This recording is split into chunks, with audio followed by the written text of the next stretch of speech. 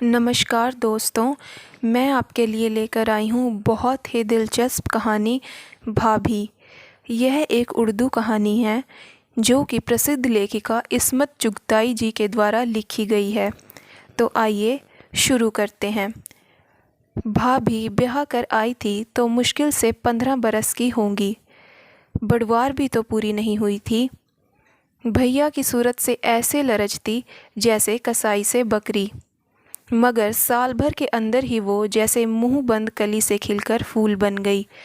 आंखों में हिरनों जैसी वहशत दूर होकर गुरूर और शरारत भर गई। भाभी आज़ाद फ़िज़ा में पली थी, हिरनियों की तरह कुलांचे भरने की आदी थी, मगर ससुराल और मैका दोनों तरफ से उस पर कड़ी निगरानी थी। और भैया की भी यही कोशिश थी कि अगर जल्दी से उसे पक्की गृहस्थन ना बना दिया गया तो वो भी अपनी बड़ी बहन की तरह कोई गुल खिलाएगी। हालांकि वो शादीशुदा थी, लिहाजा उसे गृहस्थन बनाने पर जुट गए। 4-5 साल के अंदर भाभी को घिस घिसा कर वाकई सबने गृहस्थन बना दिया। 2-3 बच्चों की माँ बनकर भद्दी और ठुस हो गई। अम्मा उसे खूब मुर्गी का शोरबा, गोंद सटूरे खिलाती, भैया टॉनिक पिलाते और हर बच्चे के बाद वो 10-15 पाउंड बढ़ जाती। आहिस्ता आहिस्ता उसने बनना संवरना छोड़ ही दिया। भैया को लिपस्टिक से नफ़रत थी। आँखों में मनो काजल और मस्करा देखकर वो चिढ़ जाते। भैया को बस गुलाबी रंग पसंद था या फिर लाल। भाभी ज़्यादातर गुलाबी या सुर्ख कपड़े पहना करती थी। गुलाबी साड़ी पर सुर्ख ब्लाउज़ या कभी गुलाबी के साथ हल्का गहरा गुलाबी। शादी के वक्त उसके बाल कटे हुए थे, मगर दुल्हन बनाते वक्त ऐसे तेल चुपड़ कर बांधे गए थे कि पता ही नहीं चलता था कि वो परकटी मेम है। अब उसके बाल तो बढ़ गए थे, मगर पै दर पै बच्चे होने की वजह से वो ज़रा गंजी सी हो गई थी। वैसे भी वो बाल कसकर मैली धज्जी सी बांध लिया करती थी। उसके मियाँ को वो मैली कुचैली ऐसे ही बड़ी प्यारी लगती थी और मैके ससुराल वाले भी उसकी सादगी को देखकर उसकी तारीफ़ों के गुण गाते थे। भाभी थी बड़ी प्यारी सी, सुगड़ नक्श, मक्खन जैसी रंगत, सुडौल हाथ पाँव, मगर उसने इस बुरी तरह से अपने आप को ढीला छोड़ दिया कि खमीरे आटे की तरह बह गई थी। उफ़, भैया को चैन और स्कर्ट से कैसी नफ़रत थी। उन्हें ये नए फैशन की बदन पर चिपकी हुई कमीज़ से भी बड़ी घिन आती थी। तंग मोरी की शलवारों से तो वो ऐसे जलते थे कि तौबा। खैर, भाभी बेचारी तो शलवार कमीज़ के काबिल ही रह नहीं गई थी। वो तो बस ज़्यादातर ब्लाउज़ और पेटीकोट पर ड्रेसिंग गाउन चढ़ाए घूमा करती। कोई जान पहचान वाला आ जाता तो भी बेतकल्लुफ़ी से वह वही अपना नेशनल ड्रेस पहना करती। कोई औपचारिक मेहमान आता तो अमूमन वो अंदर ही बच्चों से सर मारा करती। जो कभी बाहर जाना पड़ता तो लिथड़ी हुई सी साड़ी लपेट लेती। वो गृहस्थन बनी थी, बहू थी और चहेती थी। उसे बन संवर कर किसी को लुभाने की क्या ज़रूरत थी। और भाभी शायद यूं ही गॉडर बनी अधेड़ और फिर बूढ़ी हो जाती। बहुएं ब्याह कर लाती जो सुबह उठकर उसे झुककर सलाम करती, गोद में पोता खिलाने को देती, मगर खुदा को कुछ और ही मंजूर था। शाम का वक्त था, हम सब लॉन में बैठे चाय पी रहे थे। भाभी पापड़ तलने वाले बावर्ची खाने में गई थी। बावर्ची ने पापड़ लाल कर दिए। भैया को बादामी पापड़ भाते हैं। उन्होंने प्यार से भाभी की तरफ देखा और वो झट उठकर पापड़ तलने चली गई। हम लोग मज़े से चाय पीते रहे। धाएं से फुटबॉल आकर ऐन भैया की प्याली में पड़ी। हम सब उछल पड़े। भैया मारे गुस्से के भन्ना उठे। कौन पाजी है? उन्होंने जिधर से गेंद आई थी उधर मुँह करके डांटा।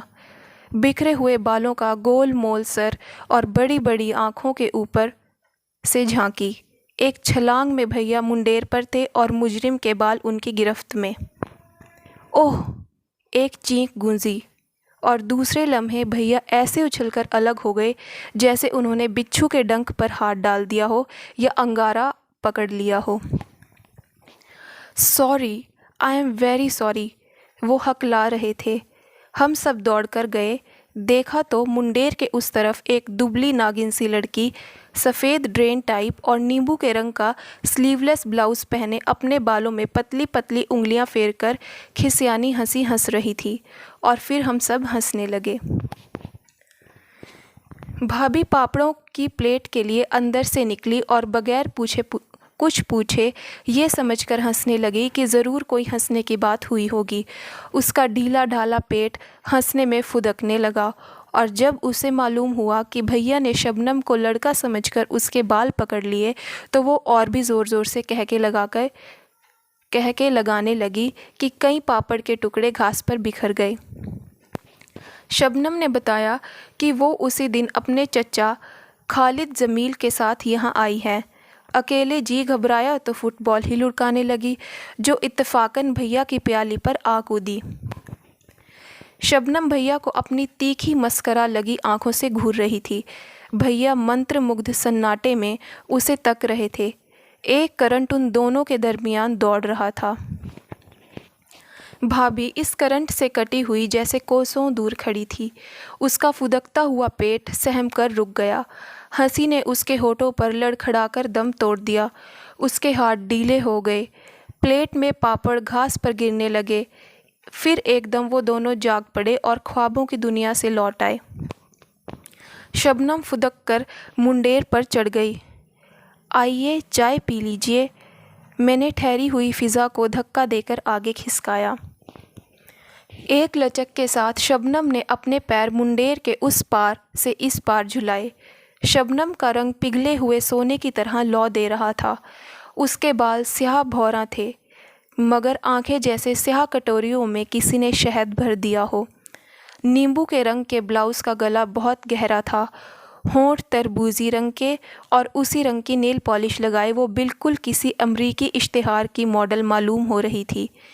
भाभी से कोई फुट भर लंबी लग रही थी, हालांकि मुश्किल से 2 इंच ऊंची होगी। उसकी हड्डी बड़ी नाजुक थी, इसलिए कमर तो ऐसी कि छल्ले में पिरो लो। भैया कुछ गुमसुम से बैठे थे। भाभी उन्हें कुछ ऐसे ताक रही थी जैसे बिल्ली पर तौलते हुए परिंदों को घूरती है, कि जैसे कि पर फड़फड़ाए बढ़कर दबोच ले। उसका चेहरा तमतमा रहा था, होठ भिजे हुए थे, नथुने फड़फड़ा रहे थे। इतने में मुन्ना आकर उसकी पीठ पर धम से कूदा। वो हमेशा उसकी पीठ पर ऐसे ही कूदा करता था जैसे वो गुदगुदा सा तकिया हो। भाभी हमेशा ही हंसकर दिया करती थी, मगर आज उसने चटाक चटाक 2 चांटे जड़ दिए। शबनम परेशान हो गई। अरे अरे अरे, रोकी ना, उसने भैया का हाथ छूकर कहा। बड़ी गुस्सावार है आपकी मम्मी, उसने मेरी तरफ मुंह फेर कर कहा। इंट्रोडक्शन कराना हमारी सोसाइटी में बहुत कम हुआ करता है, और फिर भाभी का किसी से इंट्रोडक्शन कराना अजीब सा लगता था। वो तो सूरत से ही घर की बहू लगती थी। शबनम की बात पर हम सब कहका मारकर हंस पड़े। भाभी मुन्ने का हाथ पकड़कर घसीटती हुई अंदर चली गई। अरे ये तो हमारी भाभी हैं, मैंने भाभी को धम धम जाते हुए देखकर कहा। भाभी? शबनम हैरत ज़दा होकर बोली। इनकी भैया की बीवी। ओह, उसने संजीदगी से अपनी नज़रें झुका ली। मैं समझी कि उसने बात अधूरी छोड़ दी। भाभी की उम्र 23 साल है, मैंने वजाहत की। मगर डोंट बी सिली, शबनम हंसी। भैया भी उठकर चल दिए। खुदा की कसम। ओह जहालत। नहीं, भाभी ने मोटे से 15 साल की उम्र में सीनियर्स कैम्ब्रिज किया था। तुम्हारा मतलब है ये मुझसे 3 साल छोटी हैं? मैं 26 साल की हूँ। तब तो कतई छोटी हैं। उफ़, और मैं समझी वो तुम्हारी मम्मी हैं। दरअसल मेरी आंखें कमज़ोर हैं, मगर मुझे ऐनक से नफ़रत है। बुरा लगा होगा उन्हें। नहीं, भाभी को कुछ भी बुरा नहीं लगता। बेचारी। कौन कौन भाभी? ना जाने मैंने क्यों कहा। भैया अपनी बीवी पर जान देते हैं, सफ़िया ने बतौर वकील कहा। बेचारी की बहुत बचपन में शादी कर दी गई होगी, 25-26 साल के थे। मगर मुझे तो मालूम भी ना था कि 20वीं सदी में बगैर देखे शादियां होती हैं। शबनम ने हिकारत से मुस्कुराकर कहा। तुम्हारा हर अंदाज़ा गलत निकल रहा है। भैया ने भाभी को देखकर बेहद पसंद कर लिया था, तब शादी हुई थी। मगर जब वो कमल के फूल जैसी नाजुक और हसीन थी, फिर ये क्या हो गया शादी के बाद? होता क्या, भाभी अपने घर की मल्लिका हैं, बच्चों की मल्लिका हैं, कोई फिल्म एक्ट्रेस तो नहीं। दूसरे भैया को सूखी मारी लड़कियों से घिन आती है। मैंने जानकर शबनम को चोट दी, वो बेवकूफ़ ना थी। भाई चाहे कोई मुझसे प्यार करे या ना करे, मैं तो किसी को खुश करने के लिए हाथी का बच्चा कभी ना बनूं। और मुआफ़ करना, तुम्हारी भाभी कभी बहुत खूबसूरत होंगी, मगर अब तो आपका नज़रिया भैया से अलग है। मैंने बात टाल दी, और जब वो बल खाती सीधी सुडौल टांगों को आगे पीछे झुलाती नन्हे नन्हे कदम रखती मुंडेर की तरफ जा रही थी। भैया बरामदे में खड़े थे। उनका चेहरा सफ़ेद पड़ गया था और बार बार अपनी गुद्दी सहला रहे थे, जैसे किसी ने वहाँ जलती हुई आग रख दी हो। चिड़िया की तरह फुदक कर वो मुंडेर फलांग गई। पल भर को पलटकर उसने अपनी शरबती आंखों से भैया को तौला और छलावे की तरह कोठी में गायब हो गई। भाभी लॉन में झुकी हुई तकिया आदि समेट रही थी, मगर उसने एक नज़र न आने वाला तार देख लिया जो भैया और शबनम की निगाहों के दरमियान दौड़ रहा था। एक दिन मैंने खिड़की से देखा, शबनम फूला हुआ स्कर्ट और सफ़ेद खुले गले का ब्लाउज़ पहने पप्पू के साथ संबा नाच रही थी। उसका नन्हा सा पिकनिक कुत्ता टांगों में उलझ रहा था। वो ऊंचे ऊंचे कहके लगा रही थी। उसकी सुडौल सांवली टांगें हरी हरी घास पर थिरक रही थी। काले रेशमी बाल हवा में छलक रहे थे। 5 साल का पप्पू बंदर की तरह फुदक रहा था, मगर वो नशीली नागिन की तरह लहरा रही थी। उसने नाचते नाचते नाक पर अंगूठा रख मुझे चिढ़ाया। मैंने भी जवाब में घूंसा दिखा दिया, मगर फ़ौरन ही मुझे उसकी निगाहों का पीछा करके मालूम हुआ कि ये इशारा वो मेरी तरफ नहीं कर रही थी। भैया बरामदे में अहमकों की तरह खड़े गुद्दी सहला रहे थे और वो उन्हें मुंह चिढ़ाकर जला रही थी। उसकी कमर में बल पड़ रहे थे, कूल्हे मटक रहे थे, बाहें थरथरा रही थी, होंठ एक दूसरे से जुदा लरज रहे थे। उसने सांप की तरह लप से जुबान निकालकर अपने होठों को चाटा। भैया की आंखें चमक रही थी और वो खड़े दांत निकाल रहे थे। मेरा दिल धक से रह गया। भाभी गोदाम में अनाज तुलवाकर बावर्ची को दे रही थी।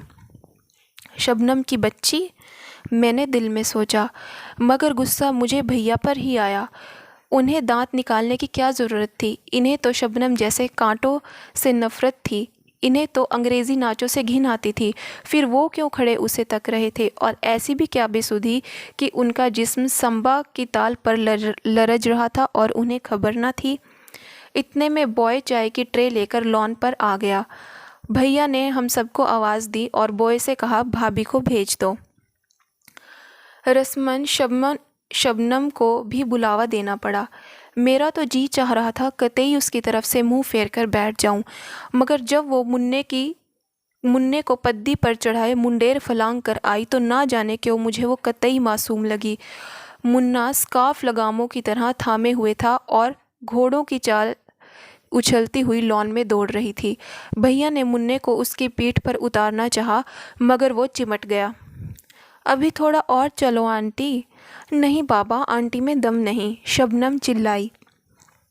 बड़ी मुश्किल से भैया ने मुन्ने को उतारा, मुंह पर एक चांटा लगाया। एकदम तड़पकर शबनम ने उसे गोद में उठा लिया और भैया के हाथ पर ज़ोर से थप्पड़ लगाया। शर्म नहीं आती? इतने बड़े ऊँट के ऊँट छोटे से बच्चे पर हाथ उठाते हैं। भाभी को आता देखकर उसने मुन्ने को गोद में दे दिया। उसका थप्पड़ खाकर भैया मुस्कुरा रहे थे। देखिए तो कितनी ज़ोर से थप्पड़ मारा है। मेरे बच्चे को कोई मारता तो हाथ तोड़कर रख देती। उसने शरबत की कटोरियों में जहर घोलकर भैया को देखा और फिर हंस रहे थे भैया। दम भी है जो हाथ तोड़ोगी। भैया ने उसकी कलाई मरोड़ी। वो बल खाकर इतनी ज़ोर से चीखी कि भैया ने कांपकर उसे छोड़ दिया और वो हंसते हंसते ज़मीन पर लौट गई। चाय के दरमियान भी शबनम की शरारतें चलती रही। वो बिल्कुल कमसीन छोकरियों की तरह चूल्हे कर रही थी। भाभी गुमसुम बैठी थी। आप समझे होंगे शबनम के वजूद से डरकर उन्होंने अपनी तरफ तवज्जो देनी शुरू कर दी होगी। जी कतई नहीं, वो तो पहले से भी ज़्यादा मैली रहने लगी, पहले से भी ज़्यादा खाती। हम सब तो हंस ज़्यादा रहे थे, मगर वो सर झुकाए निहायत तन्मयता से केक उड़ाने में मसरूफ़ थी।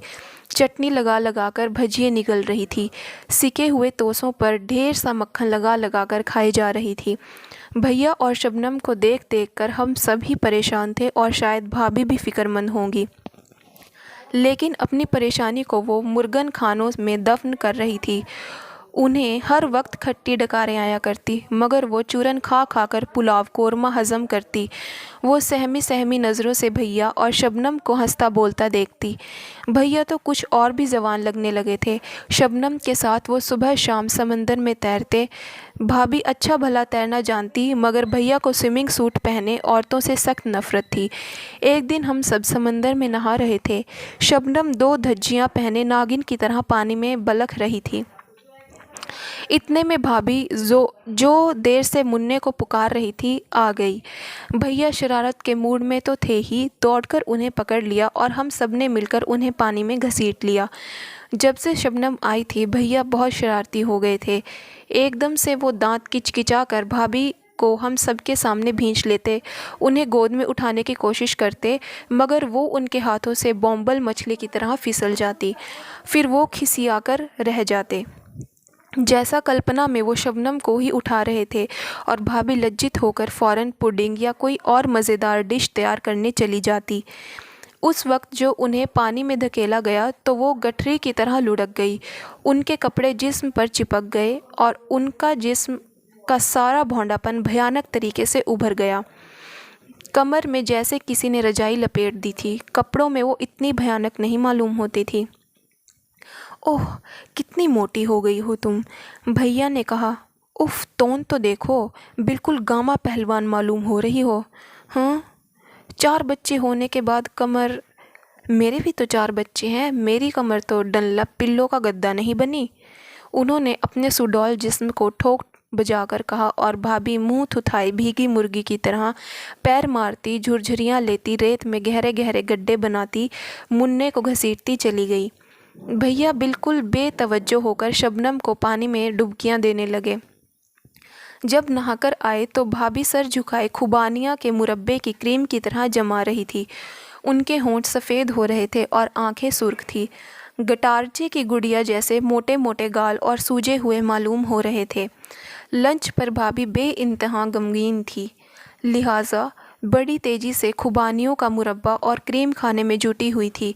शबनम ने डिश की तरफ देखकर ऐसे फरेरी ली जैसे खुबानियाँ न हों, सांप बिच्छू हों। जहर है जहर, उसने नफासत से ककड़ी का टुकड़ा कुतरते हुए कहा, और भैया भाभी को घूरने लगे, मगर वो शपाशप मुरब्बा उड़ाती रही। हद है, उन्होंने नथुना फड़फड़ाकर कहा। भाभी ने कोई ध्यान न दिया और करीब करीब पूरी डिश पेट में उंडेल ली। उन्हें मुरब्बा शोरबा खाता देखकर ऐसा मालूम होता जैसे वो ईर्ष्या द्वेष के तूफान को रोकने के लिए बंद बांध रही हों। खुदा के लिए बस करो, डॉक्टर भी मना कर चुका है, ऐसा भी क्या चटोरापन, भैया ने कह ही दिया। मोम की दीवार की तरह भाभी पिघल गई। भैया का नश्तर चर्बी की दीवारों को चीरता हुआ ठीक दिल में उतर गया। मोटे मोटे आंसू भाभी के फूले हुए गालों पर फिसलने लगे। सिसकियों ने जिस्म के ढेर में जलजला पैदा कर दिया। दुबली पतली और नाजुक लड़कियां किस लतीफ़ और सुहाने अंदाज में रोती हैं, मगर भाभी को रोता देखकर उसके बजाय वे दुख के हंसी आती थी, जैसे कोई रुई के भीगे हुए ढेर को डंडों से पीट रहा हो। वो नाक पोंछती हुई उठने लगी, मगर हम लोगों ने रोक लिया और भैया को डांटा। खुशामद करके वापस उन्हें बिठा लिया। बेचारी नाक सुड़कती बैठ गई, मगर जब उन्होंने कॉफ़ी में 3 चम्मच शक्कर डालकर क्रीम की तरफ हाथ बढ़ाया तो एकदम ठिठक गई। सहमी हुई नज़रों से शबनम और भैया की तरफ देखा। शबनम बमुश्किल अपनी हंसी रोके हुए थी। भैया मारे गुस्से के रुआंसे हो रहे थे। वो एकदम भन्नाकर उठे और जाकर बरामदे में बैठ गए। उसके बाद हालत और बिगड़े। भाभी ने खुल्लम खुल्ला ऐलाने जंग कर दिया। किसी ज़माने में भाभी की पठानी खून बहुत गर्म था, ज़रा सी बात पर हाथापाई पर उतर आया करती थी और 12 भैया से गुस्सा होकर बजाय मुंह फुलाने के वो खूंखार बिल्ली की तरह उन पर टूट पड़ती, उनका मुंह खसोट डालती, दांतों में गिरेबान की धज्जियां उड़ा देती। फिर भैया उन्हें अपनी बाहों में भींचकर बेबस कर देते और वो उन्हें सीने से लगकर प्यारी सी डरी हुई चिड़िया की तरह फूट फूट कर रोने लगती। फिर मिलाप हो जाता और झेंपी खिसियानी वो भैया के मुंह पर लगे हुए खरोंचों पर प्यार से टिंचर लगा देती, उनके गिरेबान में रफू कर देती और मीठी मीठी शुक्रगुजार आंखों से उन्हें तकती रहती। ये तब की बात है जब भाभी हल्की फुल्की तितरी की तरह तर्रार थी, लड़ती हुई छोटी सी पश्चिमी बिल्ली मालूम होती थी। भैया को उन पर गुस्सा आने की बजाय और शिद्दत से प्यार आता, मगर जब उन पर गोश्त ने जिहाद बोल दिया वो बहुत ठंडी पड़ गई थी। उन्हें अव्वल तो गुस्सा ही ना आता और ना अगर आता भी तो फ़ौरन इधर उधर काम में लगकर भूल जाती। उस दिन उन्होंने अपनी भारी भरकम डील डॉल को भुलाकर भैया पर हमला कर दिया। भैया सिर्फ उनके बोझ से धक्का खाकर दीवार से जा चिपके। रूई के गट्ठर को यूं लुढ़कते देखकर उन्हें सख्त घिन आई। न गुस्सा हुए न बिगड़े, उदास सर झुकाए कमरे से निकल भागे। भाभी वहीं पसर कर रोने लगी। बात और बड़ी और एक दिन भैया के साले आकर भाभी को ले गए। तुफैल भाभी ने चचाजाद भाई थे। भैया उस वक्त शबनम के साथ क्रिकेट का मैच देखने गए हुए थे। तुफैल ने शाम का उनका इंतज़ार किया। वो ना आए तो मजबूरन भाभी और बच्चों का सामान तैयार किया। जाने से पहले भैया घड़ी भर को खड़े खड़े आए। दिल्ली के मकान मैंने इनके मेहर में दिए, उन्होंने रुखाई से तुफैल से कहा। मेहर?